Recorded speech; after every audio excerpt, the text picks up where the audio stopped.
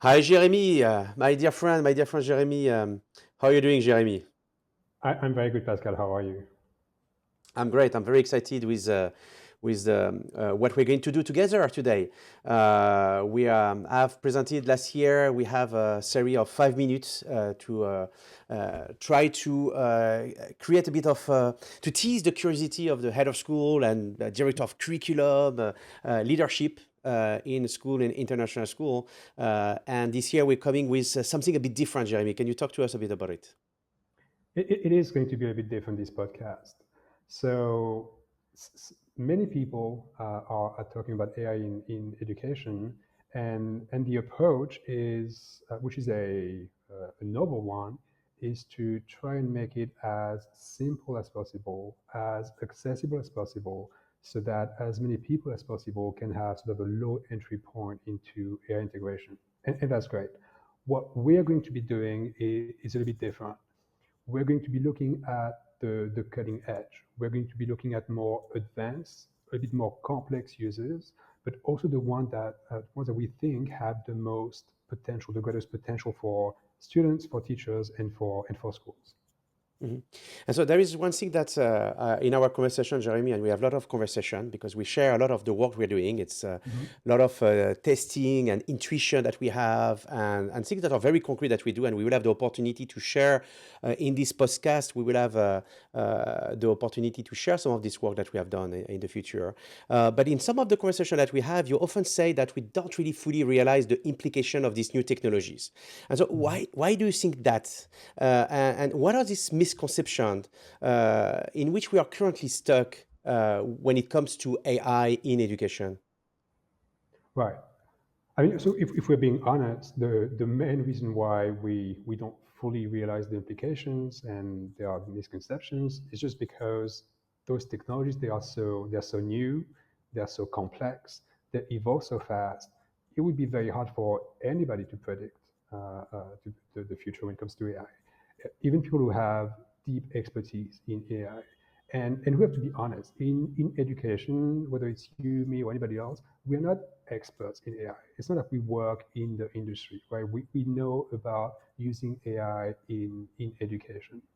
And what that does is, because AI it seems easy to use, and that's what happened with ChatGPT. It made AI very easy to use. It gives this false sense that it's a very simple technology and that it's limited to edtech products and to chatbots.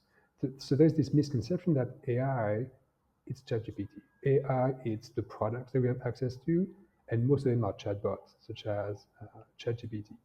And you and I both know that it's not true, right? Uh, First of all, there are other products than chatbots, obviously. But beyond that, there are many other things than chatbots that we can do with AI. And what I oftentimes say is AI, it's not a tool. It's not even a series of tools. It's an energy source, right? It's like a fuel that allows us to create tools. Uh, but what matters is it allows creation, right? Whether it's customizing tools or even inventing and creating those tools. Mhm. Yeah, Um, so in some way, what you describe here is that there is a way that it can be used today as a gadget, as a tool, as something that can already do things very interesting, very simple use of it. But it's when this AI is combined with other things, like when AI is going to fuel other system, that we're going to be able to really see the power of it. Yeah, am I correct when I say that? I think so. I think so. And even the idea that AI is a tool is I think not the right metaphor. Hmm. Like if you think about it, so any tool sort of by definition has a specific purpose. Like a hammer has a purpose. Even a calculator has a purpose. AI doesn't have a purpose, a specific purpose. AI is more like electricity. And you can use electricity to fuel a computer or a washing machine or a TV, whatever, internet, whatever you want, right? So it's a fuel. And so we have to think, what is that? What is that fuel? And that's the second difference with the tool. A tool, it does some of the doing for us. A tool, it's an extension of our body, right? We have fists, they're not that powerful or strong, so we have hammers instead, right? AI is a bit different. It doesn't do the doing for us, it does some of the thinking for us. And that's why it's an energy source. It's because this cognition that can happen with AI, we can use it to fuel many different applications. And there's no limit to what those applications could be. And the third reason that the difference between AI and a tool is that a tool, it's your choice to use it or not. A tool is optional to use or not. You can pick up the hammer and you can put it down when you don't. With AI, it's a little bit different. We already see that AI is part of our environment, part of the fabric of society. So already now, but even more so in the future, it won't really be an option to use AI or not. It will just be it will be a feature of the future. Whatever you do, AI will be fueling that thing or a part of that process. Mhm. And so for you, Jérémie, what is the risk in not fully understanding the extent of what is AI and this revolution that is ahead of us, or maybe already happening now, if we're not able to really like comprehend what is the thing here? What could be the consequence for school and for future generation if we are not adapting to this transformation? Well, so there's a simple way to see that, to see what it would look like, and that's a great video that comes from the organization is what school could be, and what's interesting is this video is not about the future; it's about the present. It shows how AI is used right now, and as we watch the video, we have to think, are we preparing our students for this future, which is already present? And I think that the answer So is in the let's play the question. video, Jérémie.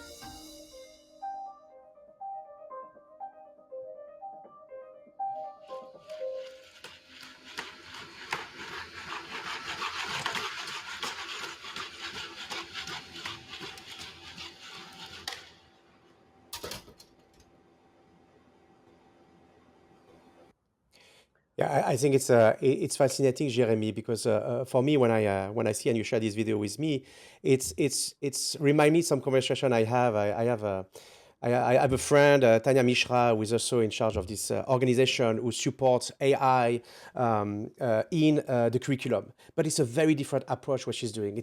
There is this hype with creating language, which I think is phenomenal and is going to have a huge impact. But AI was here way before, and AI is already embedded in our society, and it's only going to be exponential the way that this AI is going to come inside our life. And so to reflect on curriculum that can integrate the set of skills so the student can be ready for the world tomorrow is very important. And there is things that are happening already. But it's true that the conversation is a lot about ChatGPT, a lot Hmm. about how it's going to affect the assessment of the student. And I think it's a very important question, but it's much bigger than that, right? Exactly. And so what you didn't see in the video is a human being, right, or a chatbot. So it's all about AI. You did not see a chatbot in there. And if there's sort of one takeaway from this first podcast, I think it's sort of shifting how we think about AI.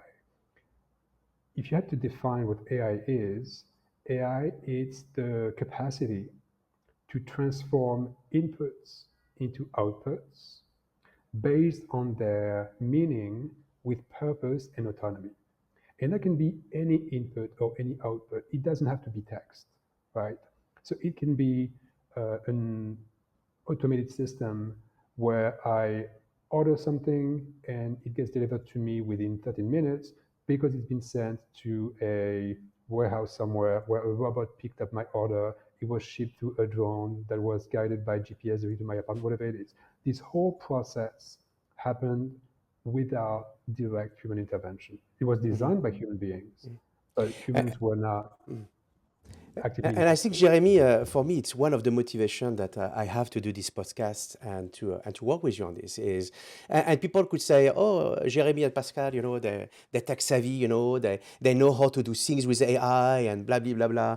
Which I think it's true. We have done things that are interesting using technology, but for me, the question is the humanity.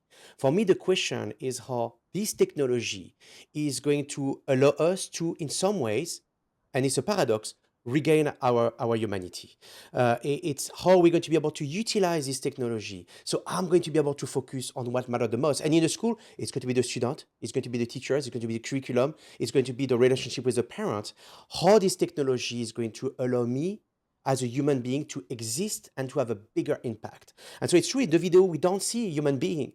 And I think that's the future that we don't want.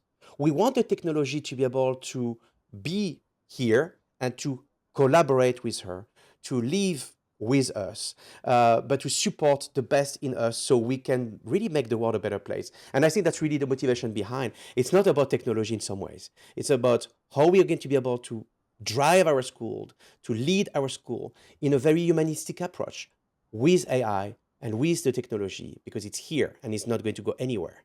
Right, Jeremy? I think you're absolutely right, and that's the question. Like, what is our role, or how do we reinvent what it means to be human in this new world, right? And the danger, I think, is to if we go back to the beginning of the podcast, if you don't really understand the implications and you don't really understand the problems, then your solutions might be very, very short-sighted. So we hear a lot, even from great organizations such as the UNESCO, things like we need to keep humans in the loop, and we need to critically evaluate the chatbots, etc. If you think about the scale and the scope of what will be automated in the future, this this place for us is doesn't really make sense in my view. There, think about the mass of data and information that will be generated by AI, that will be processed by AI.